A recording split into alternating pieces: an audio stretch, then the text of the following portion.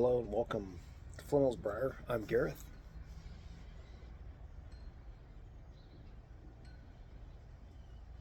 Just sitting out on the front porch on this quite lovely but rather spring-like day. As the horns honk across the street, neighbor locking their car. But I'm having some Ken Byron Ventures early morning pipe in my custom built pot.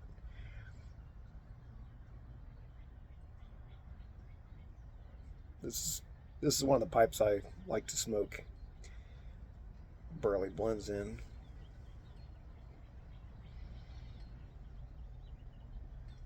But yesterday I had the day off. I had a dentist appointment in the morning. I just took a whole day off, and I decided to go for a long bike ride because I only have like 2.5 weeks to go until that 80-mile bike ride deal is. And just due to circumstances with work and stuff, I'm not going to have very many opportunities to go on long bike rides like on weekends. So I kind of felt like if the weather was at all conducive to it, I better go on a nice long ride. So I did, and rode 80 miles, pretty much mostly all on gravel roads, vast majority of it.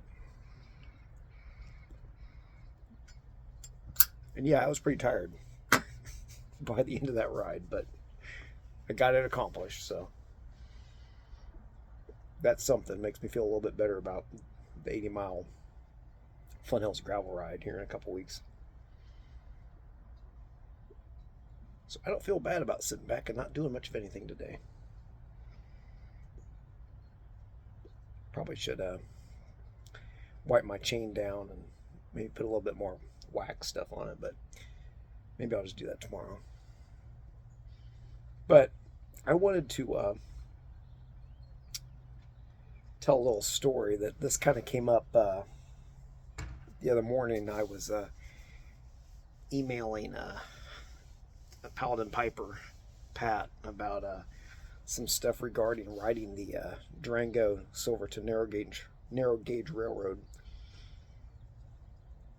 to get to Chicago Basin, like on that first epic video I recorded.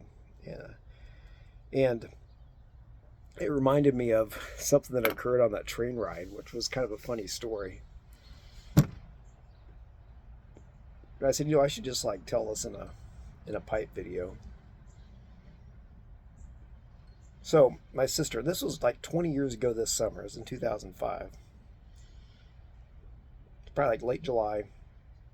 My sister and I were headed up to Chicago Basin to climb those 14ers and just to visit Chicago Basin. And we're riding the train. You get on the train. Well, this is first a little shout out here, though.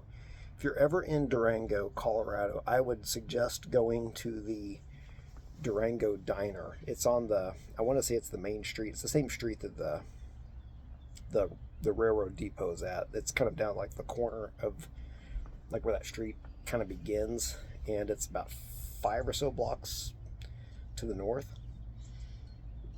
And at least 20 years ago, the Durango Diner was a great place to get breakfast. They have this really great green chili sauce that they put on eggs and stuff. And like I was telling Pat, it's kind of it's like your kind of a great old school kind of hole in the wall diner. Perfect for codgers and also retired pro mountain bikers. I don't know how often folks like that are there, but I know they've been there in the past. They used to have a Mountain Dew Pepsi machine outside of the diner. It had Ned Overend on the front of the machine, the graphic, whatever you call it. Ned Overend was one of the early pro mountain bike racers. He still lives in Durango. I see Strava, if you know what that is. I follow him on Strava and whatever. But anyway, yeah, Durango Diner, good place. Hit him up. Unless something's changed in the last 20 years, which I kind of doubt it. But anyway, we get on the train. We're riding up north from Durango. And we're in one of these open gondola cars, which they're open. They're not like, it's not an enclosed like passenger car, but it has a roof. So if it's raining, it's not a big deal or anything.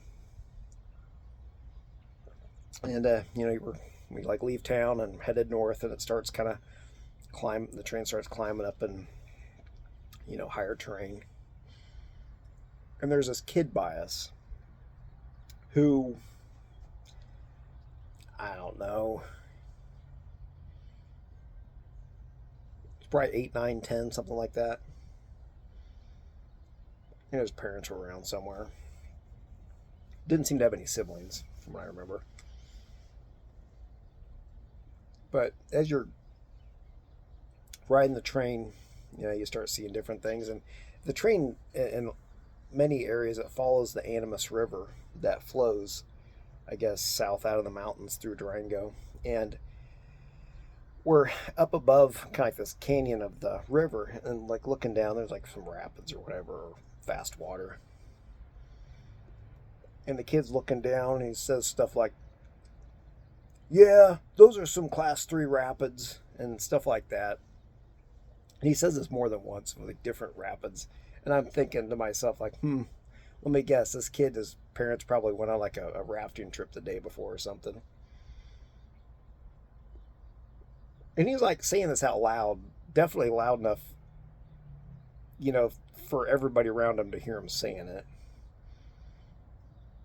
So yeah, first he's giving his rapid commentary, explanation, whatever you call it.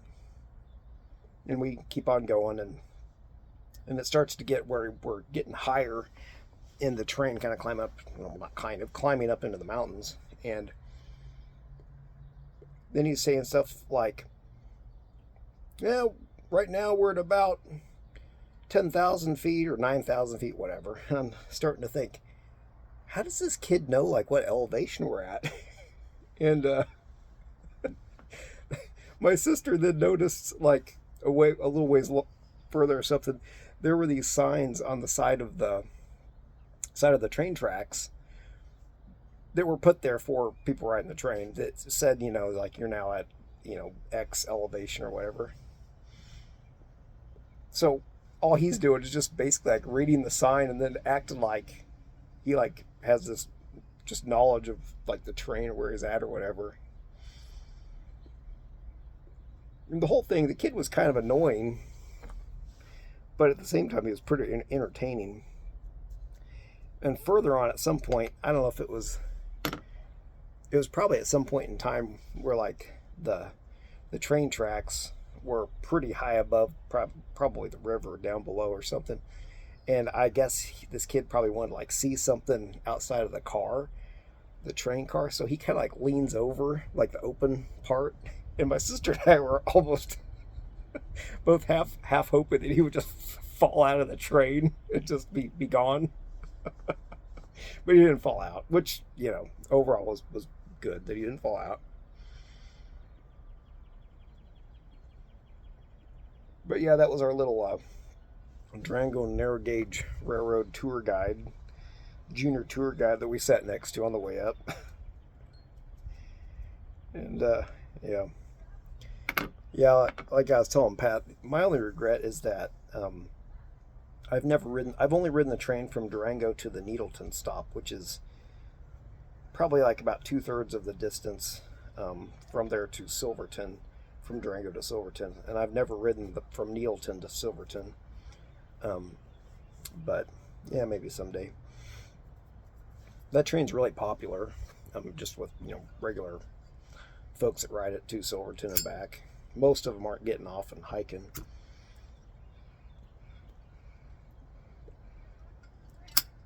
But that's been a thing for quite a while. My aunt was telling stories about some backpacking trip she went on, probably back in like the early to mid 80s. I'm guessing that where they, I don't know if they rode the train in there, but I know that they like had to like flag the train down and get on it to come back to, I'm assuming, so Durango. So that train definitely is kind of a local institution.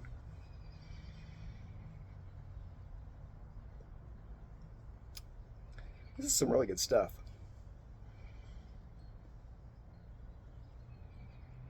This is the first Ken Byron Ventures blend I've ever had. I managed to buy, I don't know, maybe 8 ounces of it last time they put it up for sale. And sounds like they're going to keep making it. I mean, hopefully this whole Sutliff deal doesn't mess up. I mean, it kind of sounds like it may affect some of the blend components for this blend. So hopefully at least as good. Who knows, maybe it'll be a little bit better with using some other stuff. I don't know, but anyway. Some good stuff. I told my story, so I think I'll call it good and draw this one to a close. Thanks for joining me out on the porch. Enjoying a pipe and hopefully enjoying a kind of a stupid story, but I'm Gareth with Flint Hills Bar. See you next time.